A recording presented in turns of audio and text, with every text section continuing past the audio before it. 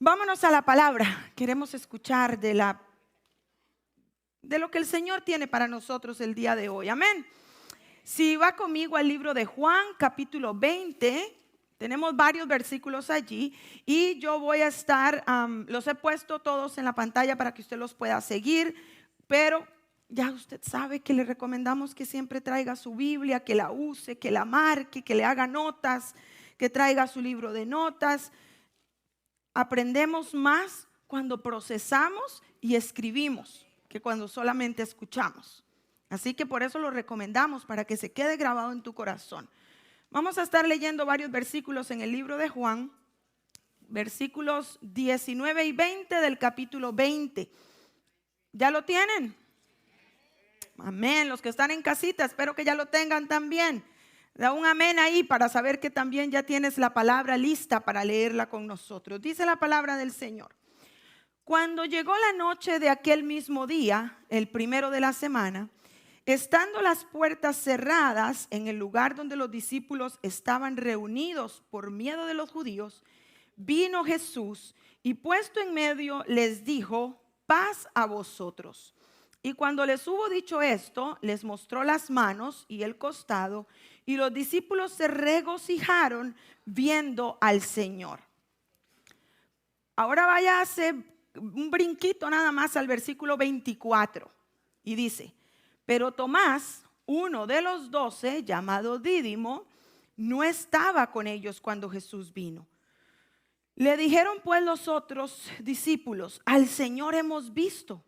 Él les dijo: si no viere en sus manos la señal de los clavos, y metiere mi dedo en el lugar de los clavos, y metiere mi mano en su costado, no creeré. 8 días después estaban otra vez sus discípulos dentro, y con ellos Tomás. Llegó Jesús, estando las puertas cerradas, y se puso en medio y les dijo: paz a vosotros. Luego dijo a Tomás: pon aquí tu dedo y mira mis manos, y acerca tu mano y métela en mi costado, y no seas incrédulo, sino creyente. Entonces Tomás respondió y le dijo: Señor mío y Dios mío. Jesús le dijo: porque me has visto, Tomás, creíste. Bienaventurados los que no vieron y creyeron. Hizo además Jesús muchas otras señales en presencia de sus discípulos, las cuales no están escritas en este libro. Pero estas se han escrito para que creáis que Jesús es el Cristo, el Hijo de Dios, y para que creyendo tengáis vida en su nombre. Y el día de hoy el tema que le he puesto a esta predicación es: ¿y ahora qué? Ahí donde está, cierre sus ojos y dile: Señor, dispongo mi corazón para que me hables, para que tu palabra sea depositada en mi corazón y que dé mucho fruto. En el nombre de Jesús, amén y amén. ¿Y ahora qué? Jesús había sido crucificado, también había resucitado y ahora estaba en medio de sus discípulos, preparándolos en las últimas preparaciones necesarias antes de su partida definitiva al cielo. Quiero que nos transportemos por un momento a ese lugar, a ese momento, a esa realidad que estaban viviendo los discípulos de Jesús. Habían sido días muy convulsos para ellos. Había pasado de todo.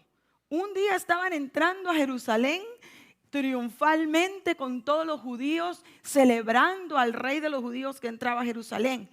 Unos días después lo estaban matando. Unos días después los discípulos se sienten solos, abandonados. Su maestro está muerto.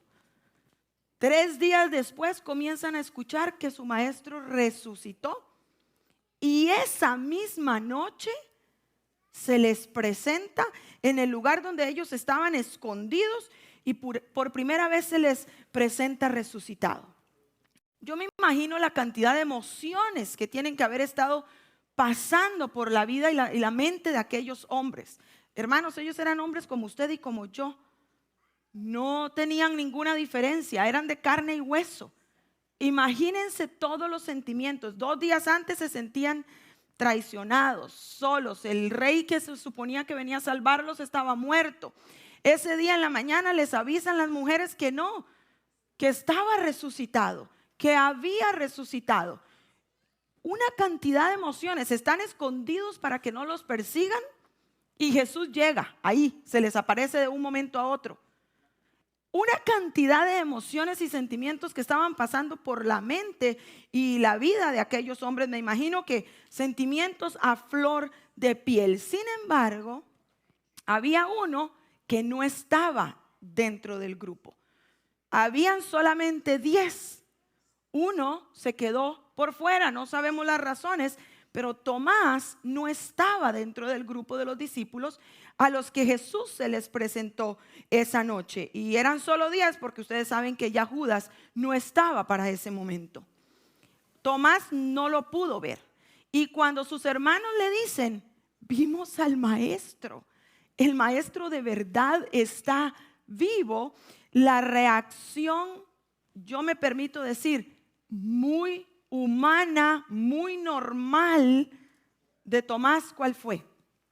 Decir, yo no estoy muy seguro. Si yo no lo veo, no lo voy a creer. Y yo no lo quiero señalar porque en realidad pienso que es una reacción muy humana en medio de todo lo que ellos estaban viviendo. Y Tomás se perdió aquella oportunidad tan maravillosa de encontrarse con Jesús esa misma noche, el día que Jesús resucitó. ¿Y qué dijo? No lo voy a creer. Yo les pregunto en esta mañana, amados, ¿ustedes creen? No sé si alguna vez se han hecho esta pregunta, pero ¿ustedes creen que Jesús no sabía que Tomás no iba a estar dentro del grupo? ¿Alguna vez te lo has preguntado? ¿Ustedes creen que Jesús, ay, qué error, llegué a la hora incorrecta, me hace falta uno? A mí me parece, porque sé que Jesús todo lo sabía, porque era Dios,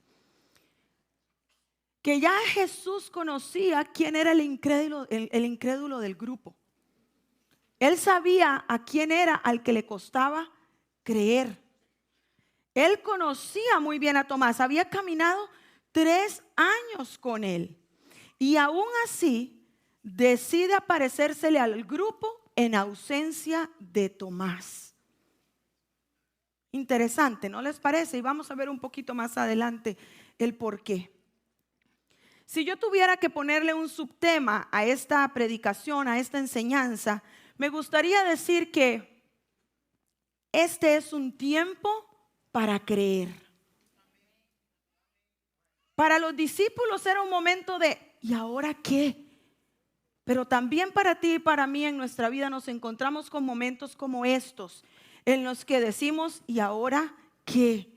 Estoy viviendo tantas circunstancias y tantas cosas ¿y ahora qué? Bueno, yo quiero decirte el día de hoy que sin importar el ahora qué de tu circunstancia, este es un tiempo para creer.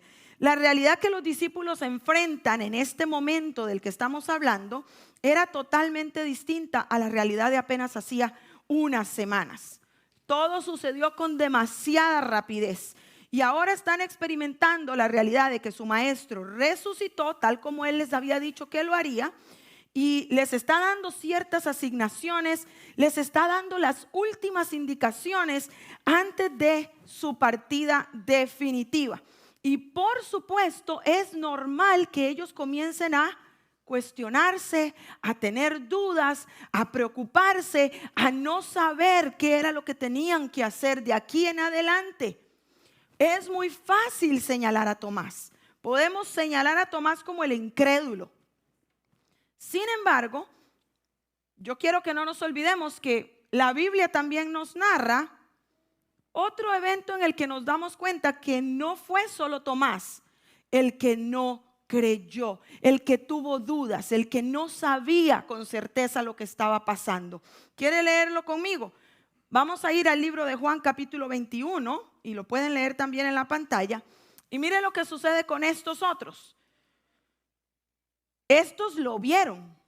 Estos hablaron con él, estuvieron con él y ahora los encontramos. Dice, después de esto, o sea, después de que Jesús se les había aparecido ya 2 veces, primero a 10, después a los 11 y ahora dice, después de esto, Jesús se manifestó otra vez a sus discípulos junto al mar de Tiberias y se manifestó de esta manera. Estaban Simón Pedro, Tomás otra vez, llamado el Dídimo, Natanael el de Caná de Galilea, los 2 hijos de Zebedeo y otros 2 de sus discípulos, de los cuales no se dice el nombre.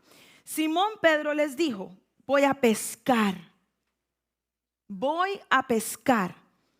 Esa palabra, esa frase, voy a pescar, no es otra cosa más que el reflejo de lo que él estaba sintiendo internamente.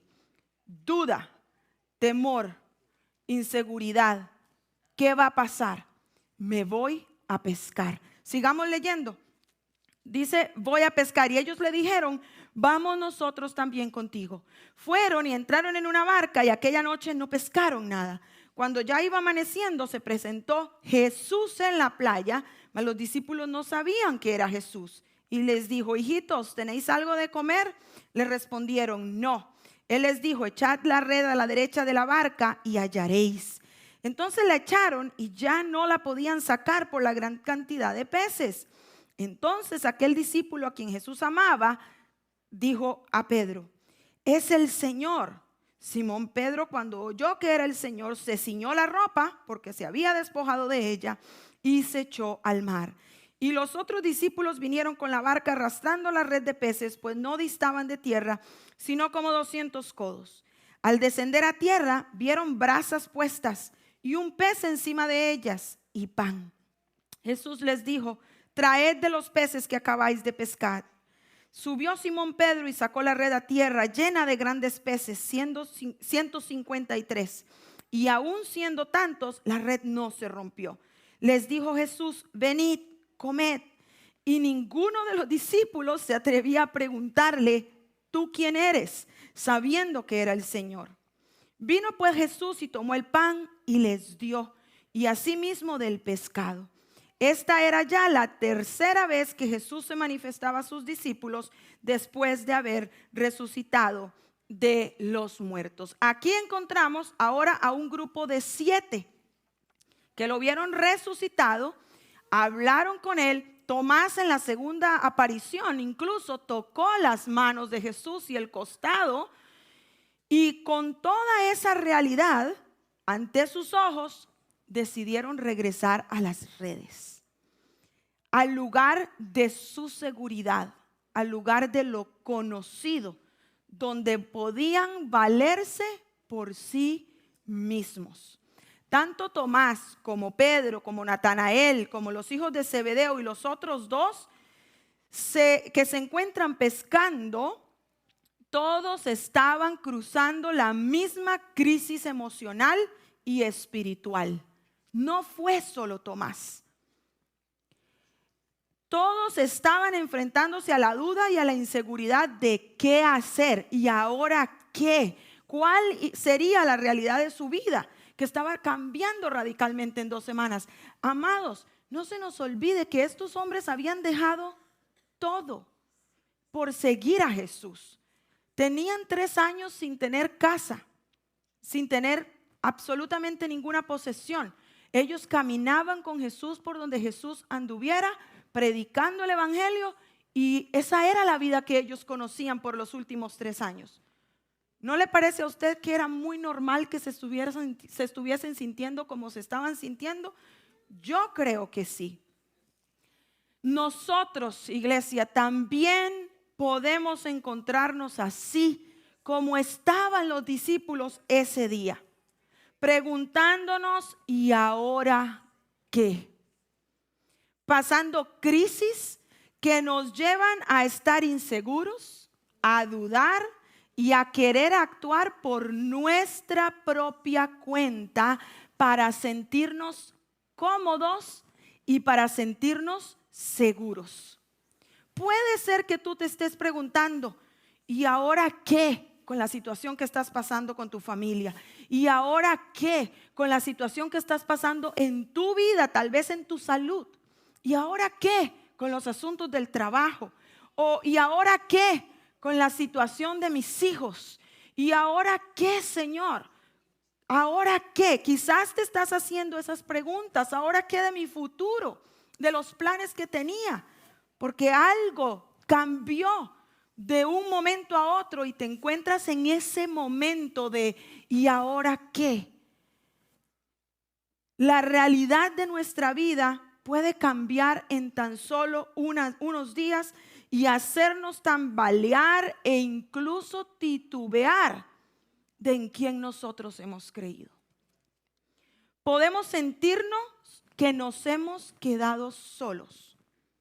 Yo no sé para quién es esta palabra el día de hoy, pero el Señor me la dio hace 3 días.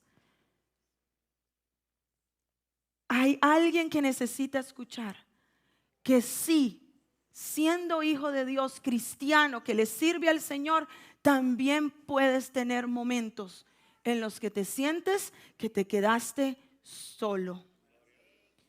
No dejas de ser cristiano o renuncias a Jesús por sentir su silencio a tu alrededor. El problema es que te quedes ahí.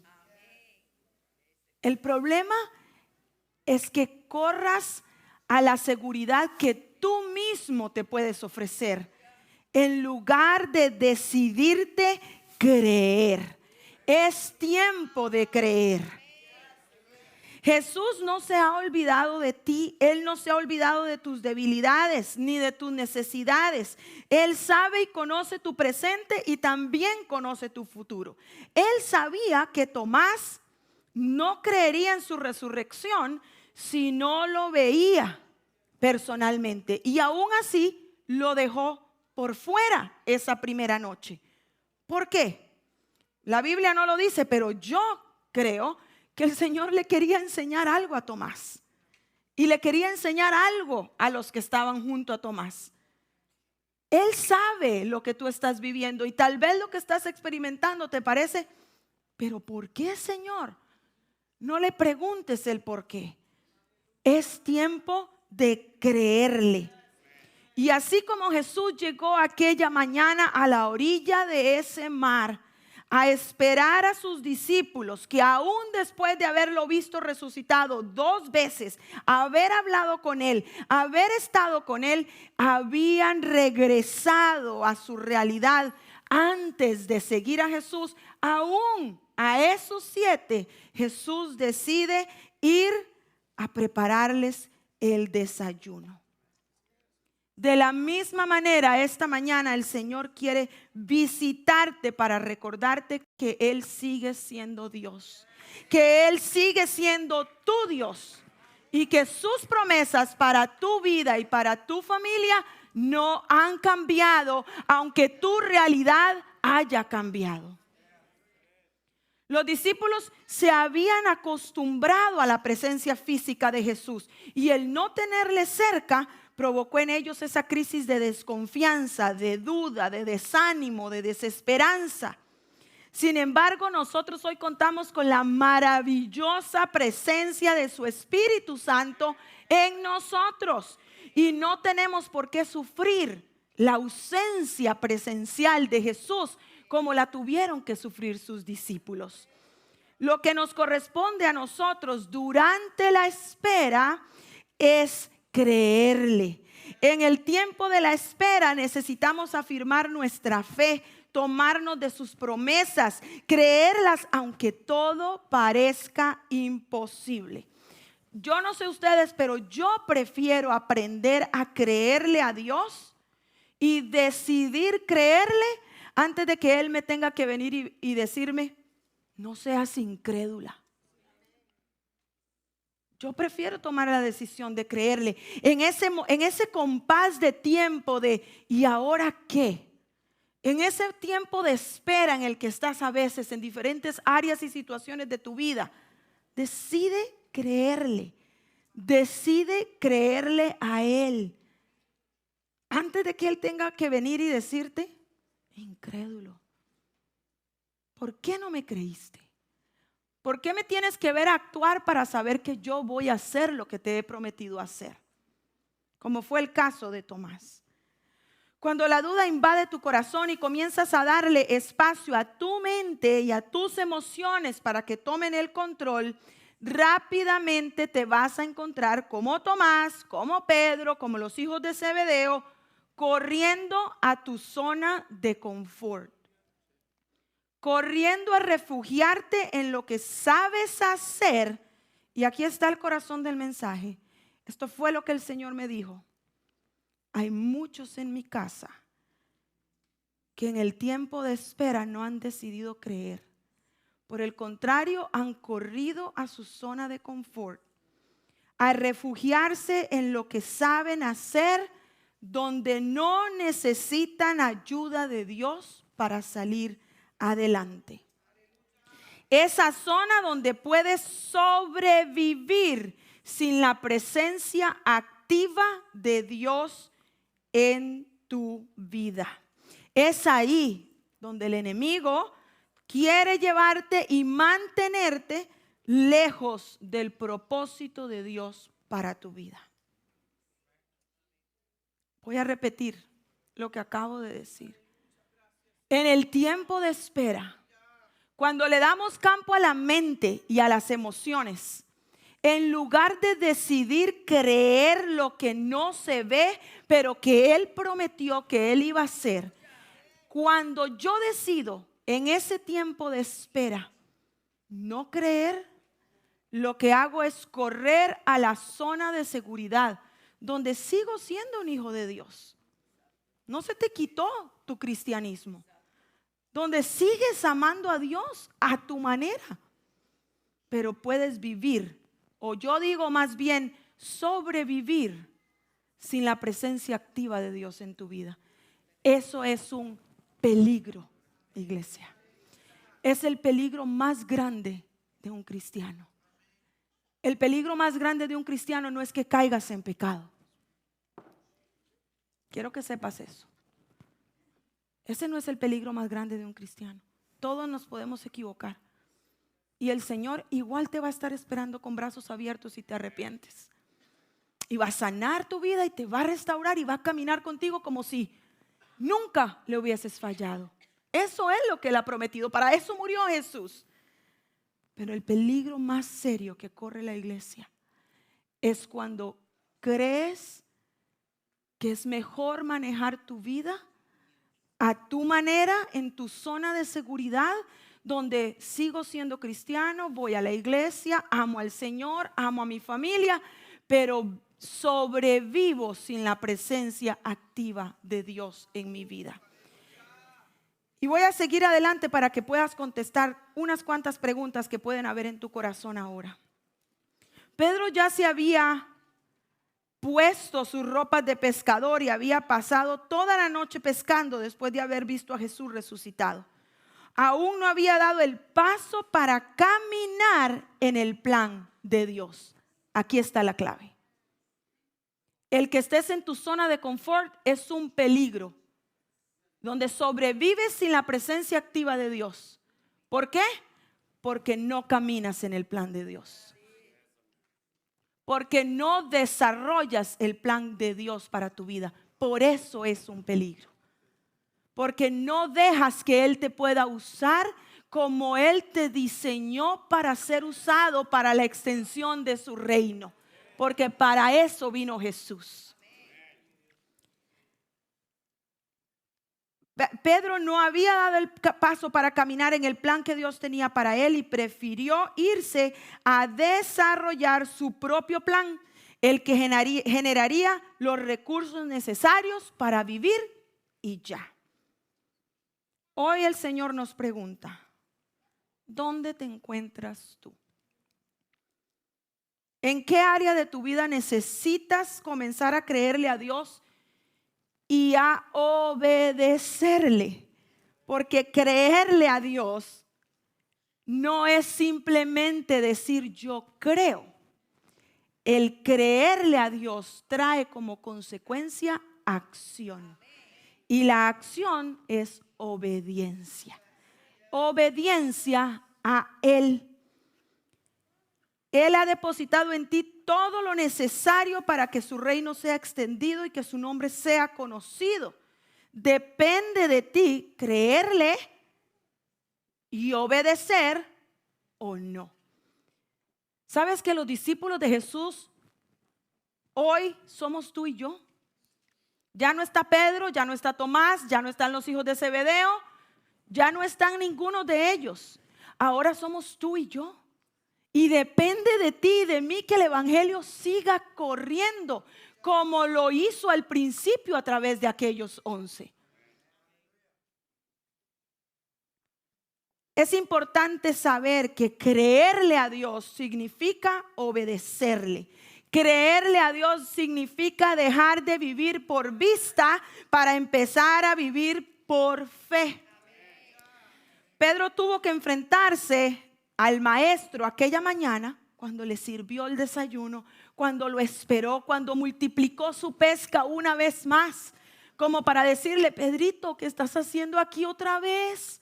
¿Crees que haciéndola de pescador vas a conseguir algo? No, no sabes ya ni pescar. Regresa a lo que yo te llamé a hacer, porque no logró pescar nada en toda la noche.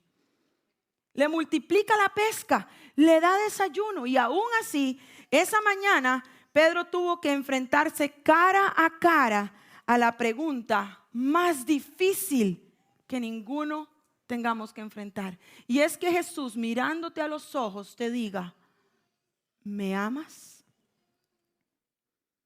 Hoy también el Señor te pregunta a ti: ¿me amas? Es nuestra decisión lo que le vamos a contestar. Y lo más impactante de todo es que yo estoy 100% segura que si hoy yo te pregunto, o Jesús se presenta frente a ti y te pregunta: ¿me amas? El 100% de nosotros diría: sí, Señor, te amo. Tal como lo hizo Pedro. 3 días antes, no, ya para este tiempo habrían sido como 10, 12 días antes, lo había negado. Había dicho: no lo conozco, no sé quién es, yo nunca he andado con él, mátenlo. Y unos cuantos días después el maestro le sirve el desayuno y le pregunta cara a cara: ¿me amas? Hoy te lo está preguntando a ti. Y yo estoy segura que aquí el 100% le contestaríamos: sí, Señor, te amo, como lo hizo Pedro. Pero no nos podemos olvidar que cada vez que tú y yo le contestamos al Señor, como lo hizo Pedro: sí, Señor, te amo, su respuesta sigue siendo la misma: ama lo que yo amo. Si de verdad me amas, ama lo que yo amo. Apacienta mis ovejas, cuida a mi gente, sírvele a mi pueblo, busca al que está perdido. No le podemos decir al Señor: sí, te amo, cuando no lo estás obedeciendo. Porque la única respuesta del maestro cuando te pregunta: ¿me amas? Y tú le contestas: sí, te amo, sigue siendo la misma: ama lo que yo amo. Él murió por la iglesia. Él ama la iglesia. La iglesia no es una institución humana. La iglesia que nos reunimos para adorar y servir al Señor y conocernos y vivir en comunidad no es una institución humana. La instituyó Cristo. Él vino a morir por su iglesia. Su iglesia es la esposa del Cordero. Él vino a morir por una comunidad que iría a vivir unida para dar pasos, a veces muy firmes y a veces tambaleándonos, pero teniéndonos siempre el uno al otro para caminar y servirnos y juntos alcanzar lo que Él ama, las vidas que se están perdiendo. Aprendamos a creerle al Señor, aunque nuestra vista no vea los resultados que nuestro corazón espera. Creerle a Dios es una decisión. Creer sus promesas es una decisión. Conocer sus promesas es una decisión personal. Hoy es un buen día para reavivar cada promesa hecha a nuestra vida y a nuestra familia. Mientras que le contestamos con nuestra cara muy en alto al Señor: sí te amo, sí te amo, sí te amo. Y por lo tanto estoy dispuesta a cuidar de tus ovejas. Estoy dispuesta a servir a tu pueblo. Estoy dispuesta a amar a tu gente. Estoy dispuesta a extenderle los brazos al que está perdido, a ir a buscar al que te necesita y traerlo y cuidarlo y discipularlo y caminar con ellos para que ellos también puedan ir a hacer la misma misión, diciéndole: sí, Señor, te amo y por eso amo lo que tú amas. Pongámonos de pie, iglesia.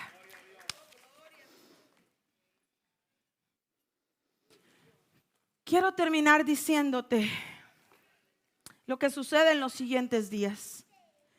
Ese mismo grupo de incrédulos y desesperanzados deciden obedecerle a Jesús. Deciden quedarse en Jerusalén como Jesús se los pidió. Y unos días más tarde estarían recibiendo la promesa más maravillosa que Jesús les hizo antes de irse al cielo, que fue la llegada del Espíritu Santo a sus vidas. Hoy el Señor quiere refrescar tu espíritu. Hoy el Señor quiere recordarte cada una de las promesas que Él te ha hecho. Iglesia, el Señor lo hará otra vez. Él va a romper las cadenas. Él va a sanar al enfermo. Él va a salvar al perdido. Él va a correr en tu auxilio. Él va a llegar a la necesidad que tú tienes en tu corazón el día de hoy. Él lo hará otra vez. ¿Por qué? Porque Él lo prometió. Y sus promesas son sí y amén en Cristo Jesús. Él no es hombre para que mienta, ni hijo de hombre para que se arrepienta. Lo que Él dice es y amén. Por eso yo te puedo asegurar que si tú hoy le crees una vez más a Jesús, pero le crees de verdad, tomando la decisión de obedecerle, lo que tú estás esperando, el Señor lo hará. Él lo hará otra vez. Nuestra tarea es solamente creerle. Creer no es fácil cuando estás en la crisis. Creer no es fácil cuando estás viviendo la realidad humanamente, y aún así en tu espíritu tienes que creer y mantenerte firme, viendo lo que no es como si fuese. Pero aún sabiendo que dudamos y que tenemos esos momentos de flaqueza, el Señor se presenta hoy en este lugar, como lo hizo con sus discípulos en aquella orilla del mar. Hoy se presenta para ofrecerte su alimento fresco, para que te alimentes de su mano, para que te dejes abrazar por su presencia y sentir cerca su amor, su fuerza, su poder que te levanta, que te abraza y que te dice: no importa, yo sé lo que estás pasando, yo sé que has tenido dudas, sé que corriste a tu zona de confort y ya no estás viviendo en mi plan, pero igual he venido a alimentarte esta mañana y a vivificar tu espíritu con mi Espíritu Santo. Él es tu motor, Él es tu consolador, Él es el que camina contigo, el que te levanta, el que te sostiene, aun cuando no tenemos fuerzas. Hoy es un buen día para creerle al Señor, para retomar fuerzas, para alimentarnos todo lo que necesitamos en nuestro espíritu y decidir creerle. Y decidir creerle, que como consecuencia trae obediencia. ¿Por qué no adoramos al Señor y mientras cantamos esta alabanza dejas que Él te abrace y dejas que Él te alimente y dejas que Él llene tu corazón y tu espíritu? Si tú eres de los que te has sentido como lo que yo he hablado esta mañana, el Señor te está esperando. Él está a la orilla del mar, de tu mar, del lugar al que tú fuiste para sentirte seguro o segura, por temor o por duda. Él está aquí hoy cocinando un alimento espiritual para ti y te promete que Él lo hará otra vez. Deja que Él te hable mientras adoramos al Señor.